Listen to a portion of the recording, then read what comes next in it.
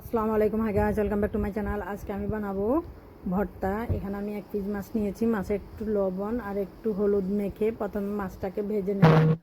আজকে আমি বরবটি, তারপরে মাছ, পেঁয়াজ, রসুন, কাঁচামরিচ এগুলো দিয়ে ভর্তাটা বানাবো। মাছটা দেখেন একটু হলুদ আর একটু লবণ মেখে মাছটাকে আমি ভেজে নিচ্ছি।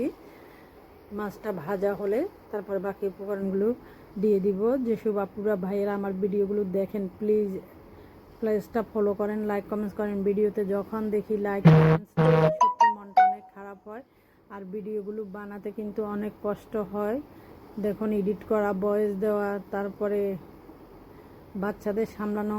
আর যারা হাউস ওয়াইফ তারা তো বুঝে নেয় তাদের বাসায় কত রকমের কাজ থাকে, কত সমস্যা থাকে। এত সমস্যার মধ্যে আমি প্রতিদিন চেষ্টা করি একটা একটা করে ভিডিও দিতে, কিন্তু দেখেন ভিডিওতে কোনো লাইক কমেন্টসে পাই না। আর আমার পেজে যত আপু ভাইয়াদের ভিডিও পড়ুক, আমি কিন্তু প্রত্যেকের ভিডিওতে লাইক কমেন্টস দেওয়ার চেষ্টা করি আর এবং দিও, কিন্তু আমার ফেসটাতে লাইকও পড়ে না, কমেন্টসও পড়ে না। মনটা খুবই খারাপ হয়ে যায়, মাঝে মধ্যে মনে করি আর একেবারে ভিডিওই করব না। এত কষ্ট করে করার পরে যদি লাইক কমেন্টস না পাই।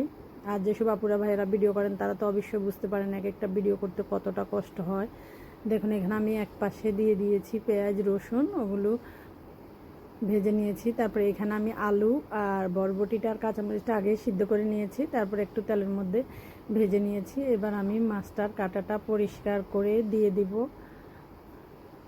যদি আপনাদের আমার ভিডিওগুলো আপনাদের একটুও ভালো লেগে থাকে, প্লিজ আমার চ্যানেলটা ফলো করে দেন, লাইক কমেন্টস করেন, তাহলে আরেকটা ভিডিও বানাতে মন চায়। না হলে মনটা সত্যিই অনেক খারাপ হয়ে যায় যখন দেখি যে ভিডিওর এই অবস্থা, একটা লাইক কমেন্টসও পড়ে না। আমি কিন্তু দেখেন, আপনারা যারা যারা আমার পেজে আছেন, যাদের আমার ভিডিওগুলো সামনে পড়ে, আমি কিন্তু সবার ভিডিওতে লাইক কমেন্টস দেওয়ার চেষ্টা করি আর দিই। আর আপনারা যদি এরকম করেন তাহলে কীভাবে হবে বলেন?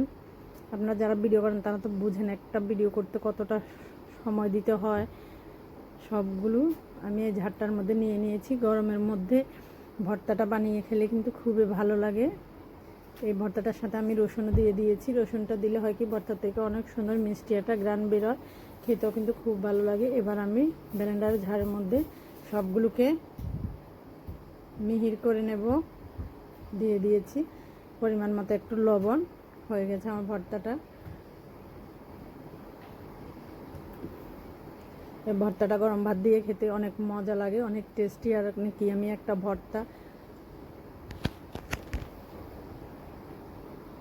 ভর্তাটা খেয়ে তো মহা খুশি। আমি ভর্তাটার মধ্যে ঝালটা একটু কমে দিয়েছি। যারা ঝাল বেশি খান তারা ঝাল বেশি দিবেন। আমার বাসায় আবার সবাই একটু ঝাল কম খায়, তাই ঝালটা আমি কমে দিলাম। দেখেন, ভর্তার মধ্যে ঝালটা একটু কমে দিয়েছি, কিন্তু কম দিলে আসলে ভর্তার মধ্যে ঝাল বেশি না দিলে ভর্তা খেতে ভালোই লাগে না। যারা ভর্তা খেতে পছন্দ করেন তারা ঝাল একটু বেশি দিয়ে খাবেন। আজকের মতো এখানে শেষ। আল্লাহ হাফেজ। সবাই ভালো থাকুন, সুস্থ থাকুন। আল্লাহ পাক সবাইকে ভালো রাখুক।